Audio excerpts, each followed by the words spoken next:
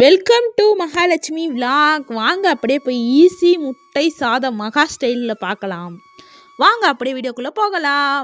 நல்ல ஒரு 2 பல்லாரி நறுக்கிக்கோங்க, இல்லைன்னா ஒரு அரை பல்லாரி. இது நல்ல பெரிய பல்லாரி, அதனால் நான் ஒரு அரை பல்லாரி எடுத்துக்கிறேன். சரிங்களா? அதை நீல வாக்கில் கட் பண்ணிக்கோங்க. சரிங்களா? நீல வாக்கில் கட் பண்ணி இந்த பல்லாரி ஒன்று ஒன்றா பிரிப்பாங்களப்பா, அந்த மாதிரி பிரித்து வச்சுக்கோங்கப்பா. அப்படி ஒரு சமையல் செஞ்சால் நல்லாயிருக்கும்ப்பா. சரிங்களா? அப்படியே பல்லாரியை நல்லா கட் பண்ணிக்கோங்க, நீளமாக கட் பண்ணிக்கோங்க. அப்புறம் ஒரு நல்ல பழுத்த தக்காளியாக ஒரு தக்காளி எடுத்துக்கோங்க. சரிங்களா? அதையும் எடுத்து நல்லா அதையும் நீளமாக கட் பண்ணிக்கோங்க.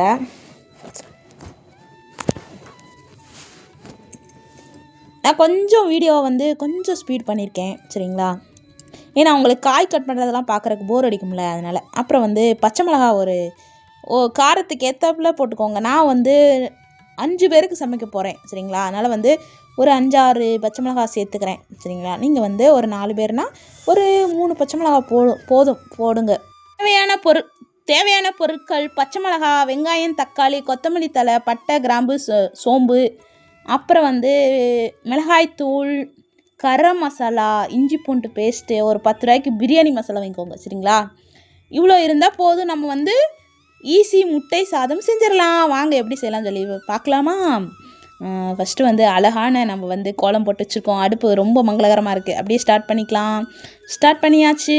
சரிங்களா? எப்பயும் அடுப்பு வெறும் அடுப்பாக விடக்கூடாது. இந்த மாதிரி ஒரு குட்டியாவது கோலம் போடலாம். அது இன்றைக்கி நம்ம பட்டர்ஃப்ளை கோலம் போட்டிருக்கோம். சூப்பராக இருந்துச்சுல? வாங்க அப்படியே வடச்சட்டி வச்சுக்கோங்க. நான் ஒரு 5 பேர் சாப்பிட்ற மாதிரி செய்ய போகிறேன். கொஞ்சம் ஆயில் ஊற்றிக்கோங்க. ஆயில் நல்லா காயட்டும். காய்ஞ்ச பிறகு சோம்பு, பட்டை, கிராம்பு, லவங்கம் அதெல்லாம் போட்டுக்கோங்க. சரிங்களா? 5 ரூபா பாக்கெட் வாங்கினீங்கன்னா கரெக்டாக இருக்கும். சரிங்களா? அது ஒரு பாக்கெட் போட்டிங்கன்னா கொஞ்சம் கரெக்டாக இருக்கும். இல்லைன்னா பாதி கூட போட்டுக்கலாம். அப்புறம் பச்சை மிளகா கட் பண்ணி வச்சதை பச்சை மிளகா சேர்த்துக்கோங்க. சோம்பு, பட்டை, கிராமுக்கு அப்புறம் பச்சை மிளகா, அதுக்கப்புறம் கருவேப்பிலை, கொத்தமல்லி இலையும் சேர்த்துக்கோங்க. சரிங்களா? இந்த கருவேப்பிலை, கொத்தமல்லி இலை போட்டு இப்படி வணக்கும் போதே மணக்கும் பார்த்தீங்களா? அப்படியே ரோட்டில் போகிறவங்கள, ஆஹா எங்கள் வீட்டில் என்னமோ சமைக்கிறாங்கப்பா. அதுவும் எப்படி சொல்கிறது, அப்படியே ஒரு வாடை, அந்த தாளிப்பூ இழுத்துட்டு வரும்னு சொல்லுவாங்களா, அந்த மாதிரி மணந்துச்சு வீடு. அப்புறம் பல்லாரி நீளமாக கட் பண்ண பல்லாரி கொஞ்சம் சேர்த்துக்கோங்க. சரிங்களா? சேர்த்து நல்லா வணக்கிக்கோங்க.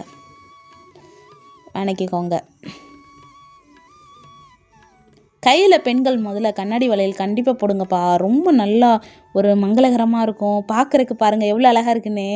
எனக்கு இந்த 3 கலர் ரொம்ப பிடிக்கும். மகாலட்சுமி அம்மனுக்கு பச்சை, மஞ்சள், சிகப்பு 3 கலர் ரொம்ப பிடிக்கும். அதனால் நான் போட்டிருக்கேன். சரிங்களா?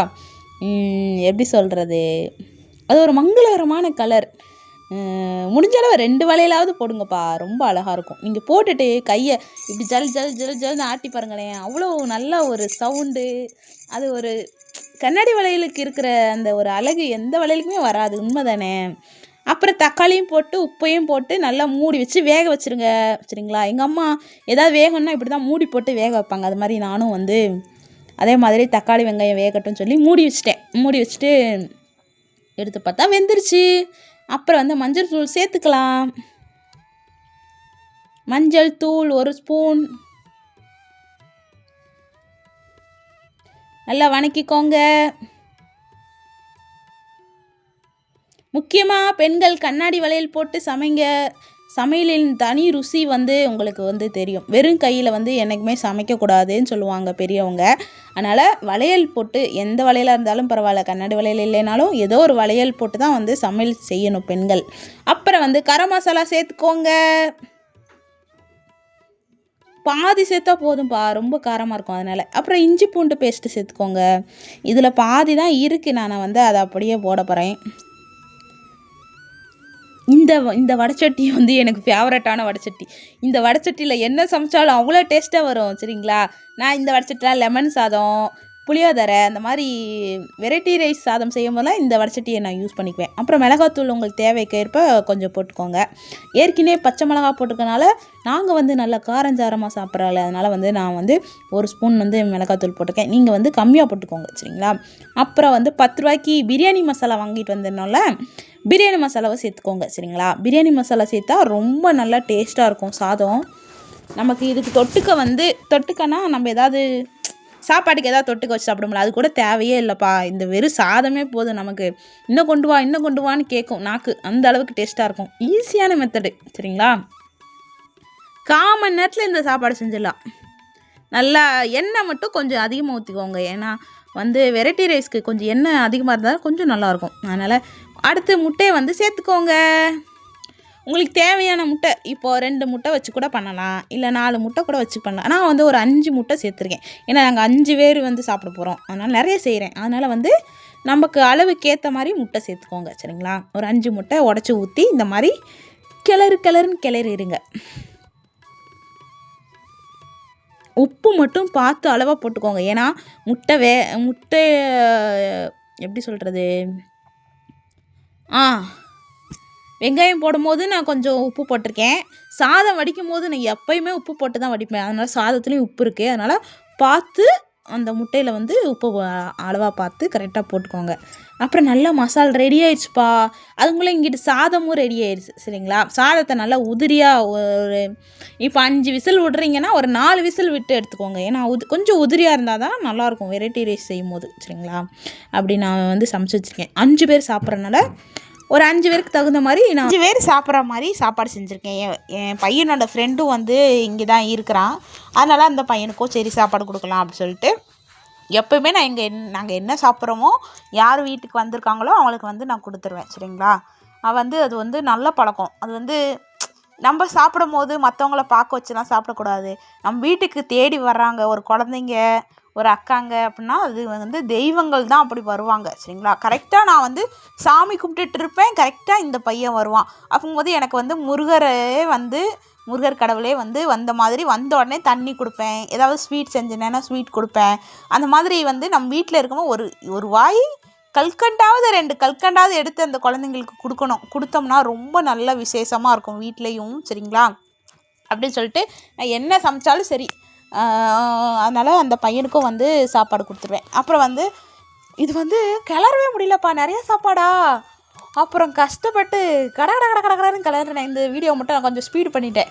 எப்படியோ ஒரு 10 நிமிஷம் கிளறியிருப்பேன். இப்போ வந்து கொஞ்சம் சாப்பாடுனா நம்ம டக்குன்னு விரைவிடலாம்ல.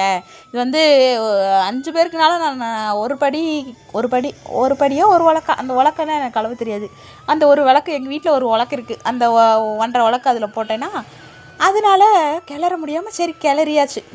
ஆனால் கிளறி முடிச்சதுக்கப்புறம் அந்த வாடை மனம் சூப்பராக இருந்துச்சு. அப்படியே பிரியாணி ஸ்டைலில் வந்து இருந்தது. முட்டை சாதம் தான், ஆனால் வந்து சிம்பிளான ரெசிபி தான், ஆனால் வந்து சுவை வந்து அவ்வளோ டேஸ்ட்டாக இருந்துச்சு. பாருங்கள், அப்படியே கலருன்னு கிளறியாச்சுப்பா. சூப்பராக ரெடி ஆயிடுச்சு, நமக்கு முட்டை சாதம் ரெடி. வாங்க அப்படியே போய் பசங்களுக்கு போட்டு கொடுக்கலாம் சொல்லி இன்னும் கொஞ்சம் கிளற வேண்டியிருந்துச்சு. அப்படியே வந்து கிளறிட்டு அப்படியே வந்து என் பையன் வந்து ரொம்ப பசியோடு இருக்கிறான். இந்த குட்டி பையன் வந்து என்னமோ திட்டேன்னு சொல்லி கோவமாக இருக்கான். நம்மளோட கிச்சன் மாஸ்டர் யாருன்னு கேட்டிங்கன்னா லோகேஷ்க்கு தானே நாம் எதுனா சமைச்ச உடனே எடுத்து கொண்டு போய் கொடுப்போம், டேஸ்ட்டு பார்த்து சொல்லுவாங்க. லோகேஷ் என்னமோ வந்து நான் திட்டேன்னு சொல்லி கோவமாக இருக்கிறாரு. அதனால சரின்னு சொல்லி கடைசியாக கொத்தமல்லி இலை இப்படி தூவிக்கோங்க. அப்படியே தூவிட்டு அப்படியே ஸ்லோ மோஷனில் நம்ம கேமராவில் சாதத்தை பார்த்தாலே நமக்கே சாப்பிடணும் போல தோணும். பாருங்கள்,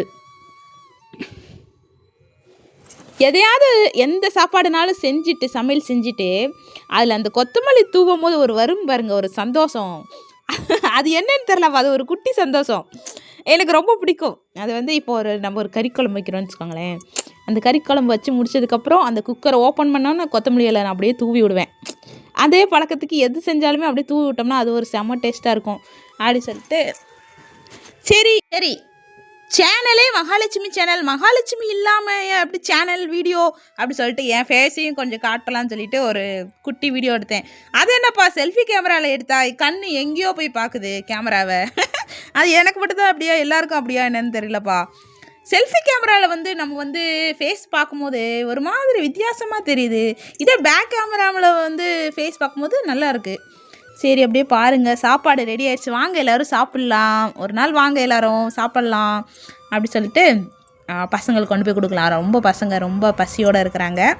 அதனால் வந்து சரி சாப்பாடு போட்டுடலான்னு சொல்லி சுட சுட கொதிக்க கொதிக்க ஈஸியான முட்டை சாதம் ரெடி ஆயிடுச்சு பாருங்கள். இந்த மாதிரி வந்து நம்ம டிஃபனுக்கும் இந்த மாதிரி மத்தியானம் லஞ்சுக்கும் வந்து இந்த மாதிரி பண்ணி கொடுக்கலாம், நல்லாயிருக்கும். பசங்க நல்லா விரும்பி சாப்பிடுவாங்க. அப்புறம் வந்து பசங்களுக்கு போட்டுட்ருக்கேன் பாருங்கள், ஆவி பறக்குது. அப்படியே நைட் நேரத்தில் இந்த மாதிரி கொதிக்க கொதிக்க சாதம் யாருக்குப்பா கிடைக்கும்? அந்த மாதிரி இதை விட என்னப்பா வேணும் வாழ்க்கையில் அப்படிங்கிற மாதிரி தான் எனக்கு தோணும். சரிங்களா? அப்புறம் சாப்பாடு தானேப்பா முக்கியம். நம்ம அதுக்கு தானே இவ்வளோ உழைக்கிறோம், கஷ்டப்படுறோம், எல்லாமே பண்ணுறோம் சொல்லிட்டு ஃபஸ்ட்டு அந்த தம்பிக்கு கொடுத்தேன். தம்பி சாப்பிட்டாங்க. சாப்பிட்டுட்டு சூப்பராக இருக்குங்கத்தே அப்படி சொல்லுவான் பாருங்கள். நான்லாம் ஒன்றுமே சொல்லப்பா, அந்த தம்பி நிஜமாவே தான் சொல்கிறான். சரிங்களா? அப்புறம் அந்த தம்பி பாருங்கள், பச்சை கலரு சட்டை, என் மேலே கோவமாக இருக்கனால எனக்கு சாப்பாடு வேண்டாம் அப்படின்னு சொல்லிட்டு ஹோம்ஒர்க் எழுதுறாங்களாமா. அப்புறம் அவங்கள சமாதானப்படுத்தி சாப்பிடு தங்கம், சாப்பிடு செல்லுன்னு சொல்லி என் பையனை வந்து சாப்பிட வச்சேன். சரி சாப்பிட்டுட்டு இருந்தான். அப்படியே வந்து சரி வாங்க நான் போய் சாப்பிடலாம், எனக்கும் பசிக்கும்லப்பா அப்படி சொல்லிட்டு நான் இந்த ரூமுக்கு வந்துட்டேப்பா. நமக்கு இந்த ஸ்பூனெல்லாம் வந்து செட் ஆகாது. நமக்கெல்லாம் எப்பயும் கையில் அள்ளி அப்படி சாப்பிட்ணும், அப்போ தான் வயிறு நிறையும் அப்படிங்கிற மாதிரி கொதிக்க கொதிக்க நல்லா டேபிள் ஃபேனை தலைக்கு மேலே போட்டு விட்டு அப்படியே உட்காந்து நல்லா சாப்பிட ஆரம்பிச்சாச்சு. நீங்கள் எல்லோரும் சாப்பிட்டீங்களா? நம்ம சேனலு நம்மளுடைய வீடியோஸ் எல்லாம் பிடிச்சா லைக் பண்ணி சப்ஸ்கிரைப் பண்ணி வச்சுக்கோங்க. அப்போ தான் அடுத்தடுத்த விலாக் வந்து இங்கே வந்து பார்க்க முடியும். சரிங்களா?